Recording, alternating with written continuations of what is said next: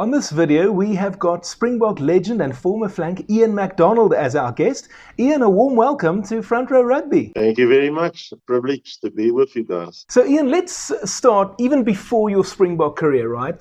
Because I know you're an Afrikaans guy, but with a name like Ian Macdonald, there must be some story there. Yeah, I actually read up on my grandfather. He came over, he got on a ship at the age of 16 in Scotland. And he toured the world. He stayed in Canada for a while. And he then came to South Africa, met an Afrikaans-speaking woman and married her. They stayed in Oudtshoorn.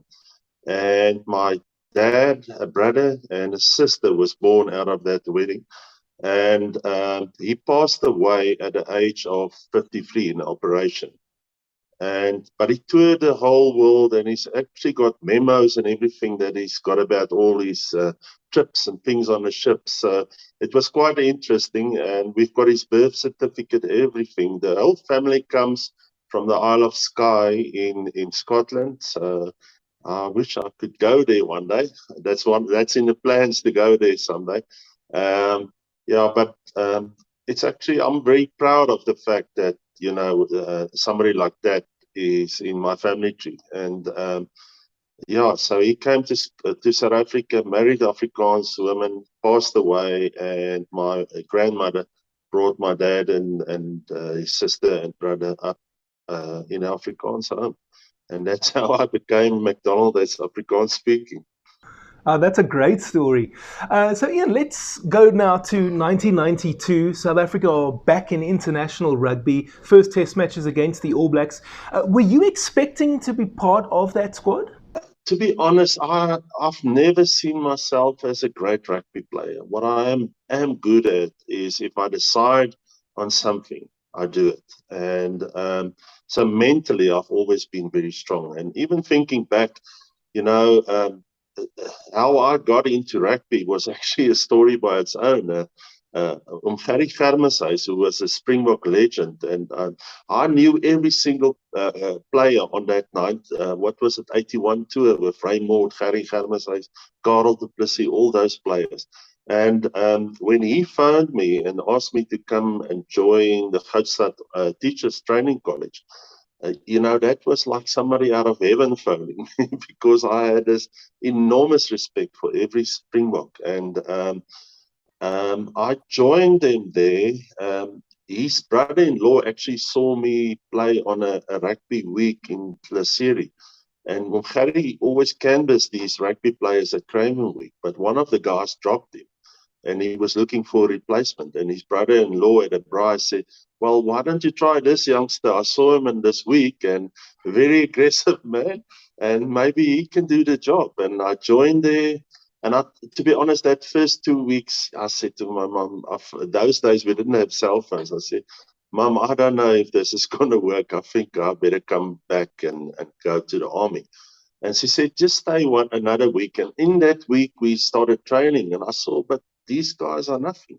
And I started getting like a mental plan together where I just trained harder than anybody else. And even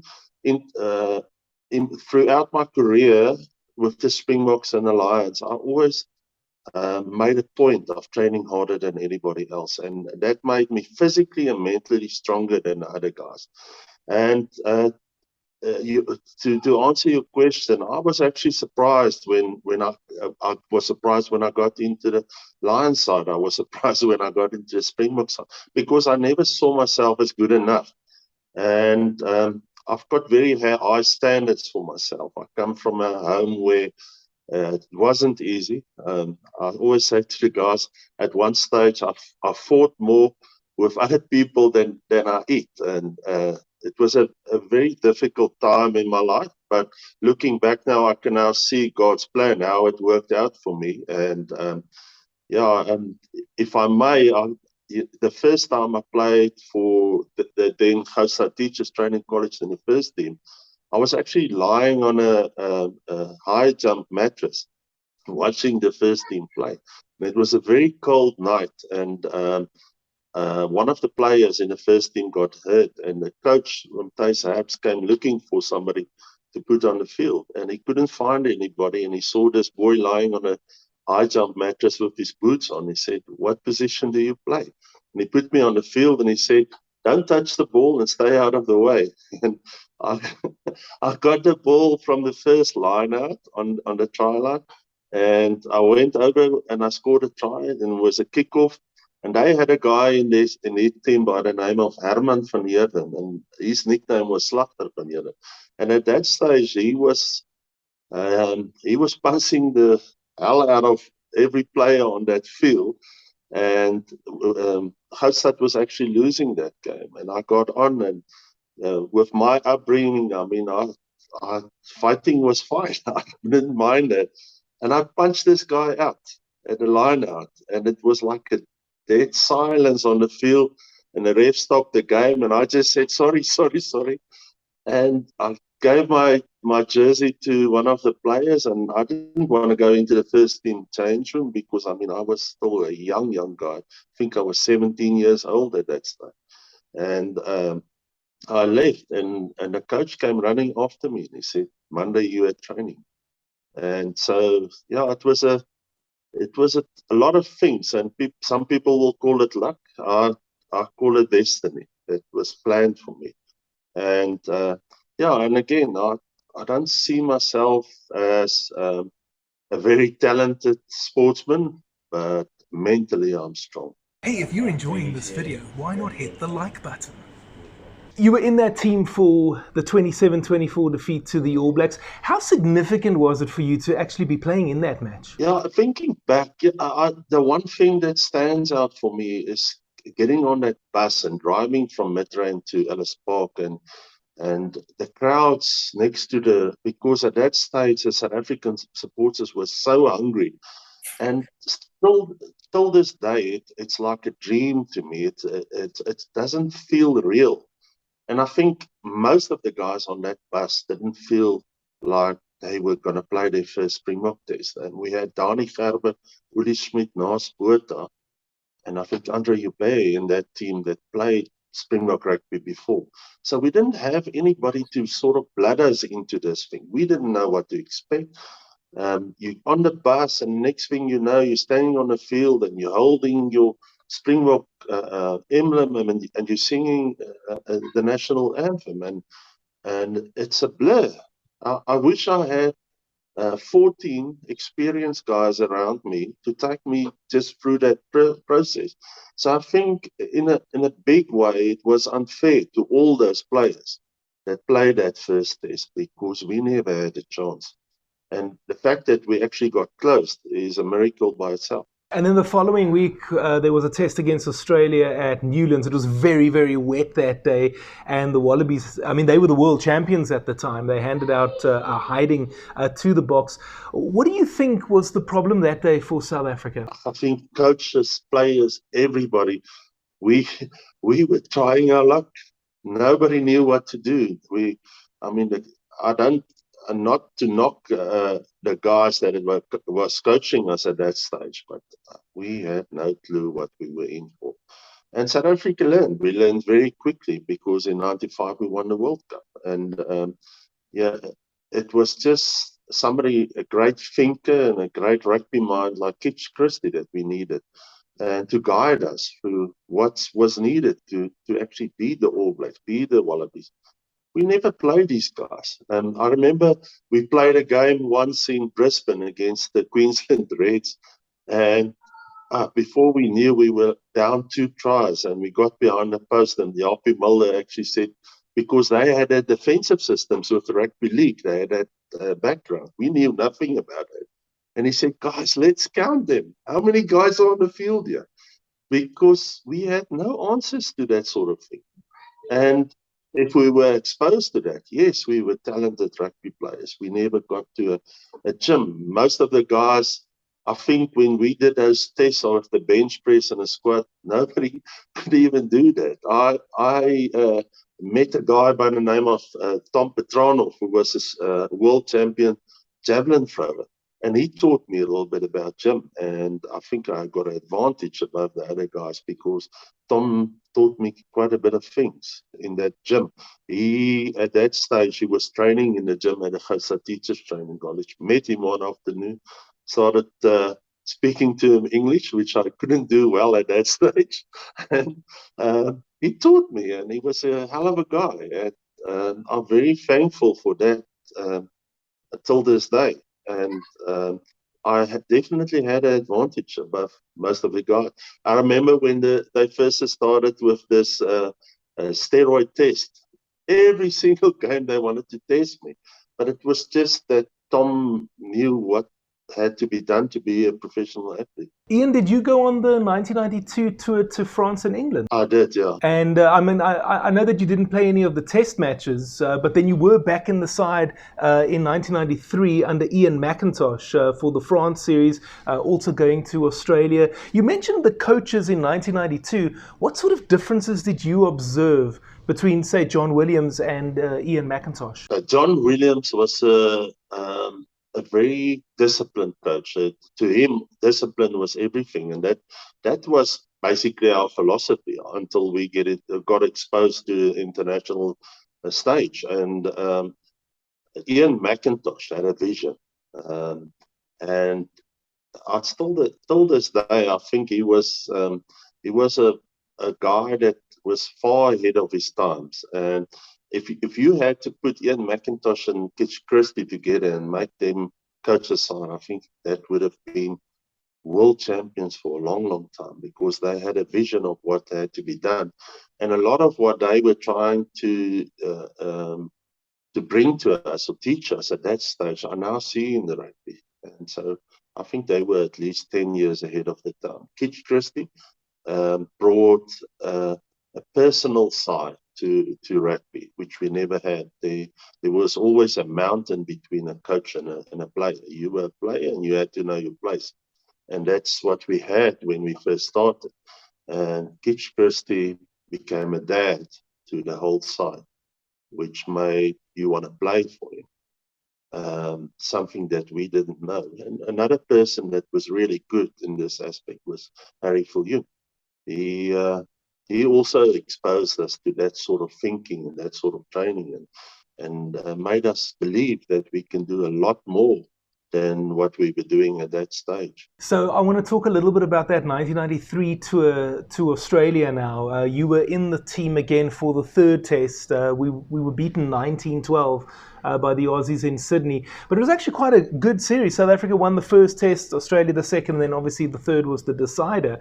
I'm interested to know from you, in the dressing room after that third test, what was the feeling like among the players? Was it one of a lot of disappointment or large disappointment? Or was it maybe a case of, you know what, we went toe-to-toe with the world champions, who the Wallabies were at the time, and we actually did quite well here? No, a Springbok dressing room doesn't work like that. I knew last weekend the Springboks would come back. South Africa, if you put us back to the wall, that's when we are dangerous. We don't think like that.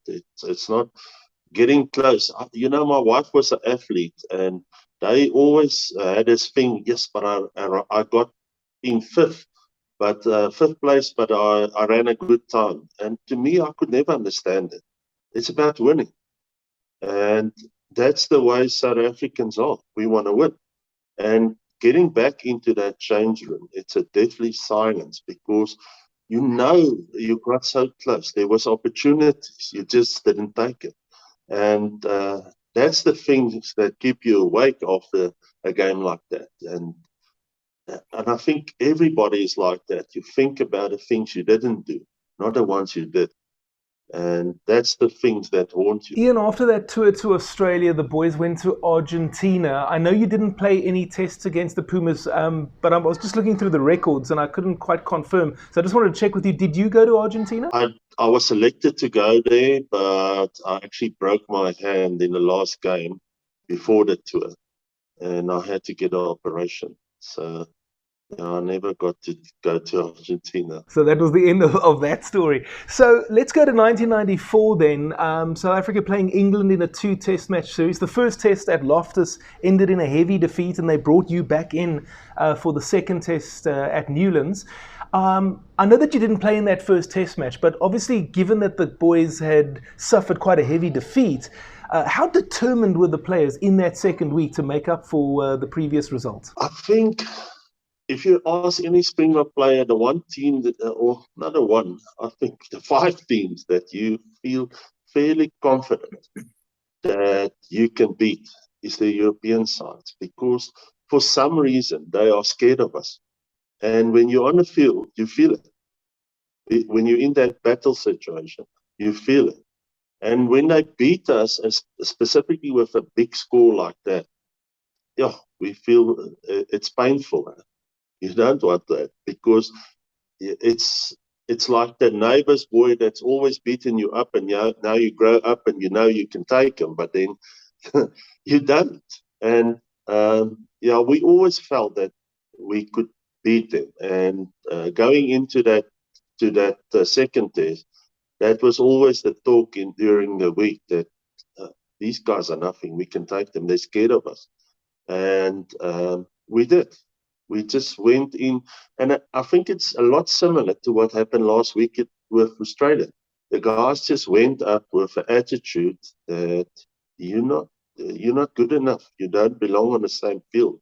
And you'd start bumping guys like Nick White around, and the next thing you know, they're scared of you and they stop playing. Now, after that, it was off to New Zealand, and then Ian Macdonald was sacked, and Kitch Christie was brought in as the new Springbok coach. But you were pretty much out of the picture up until 1995. You played against Western Samoa in that test match just before the World Cup. Given that you were part of that squad, how much were you really hoping or even expecting to be part of the World Cup squad? I think I got very close.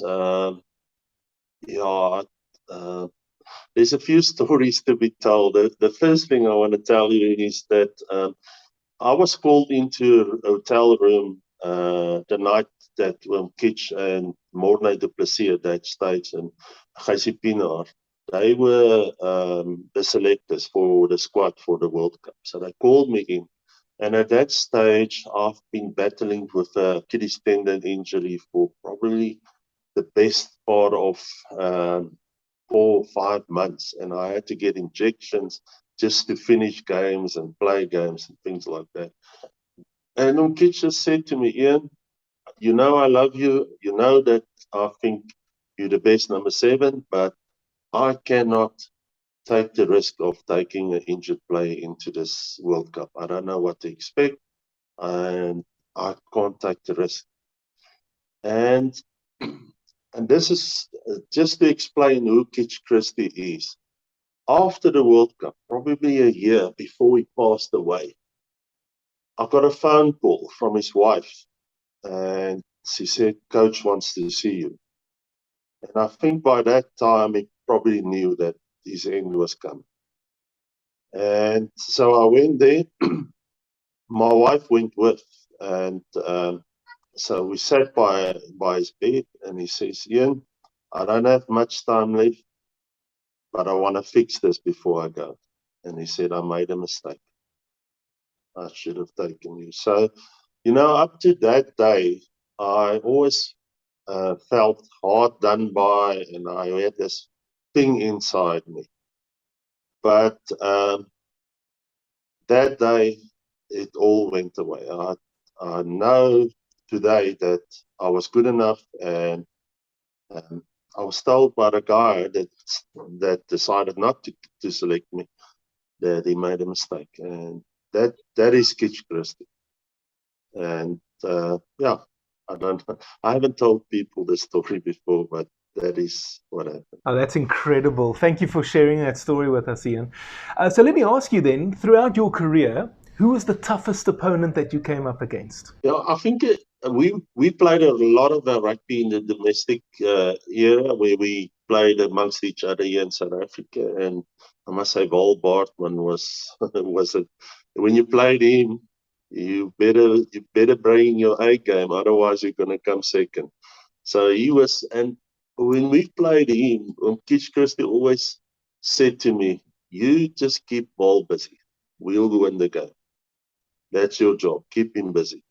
And every game I played against him, that was my job, to keep him busy. So he was a very hard man. And then on the international front, Willie Ofrangoa, I don't know if you remember, they called him Willie O.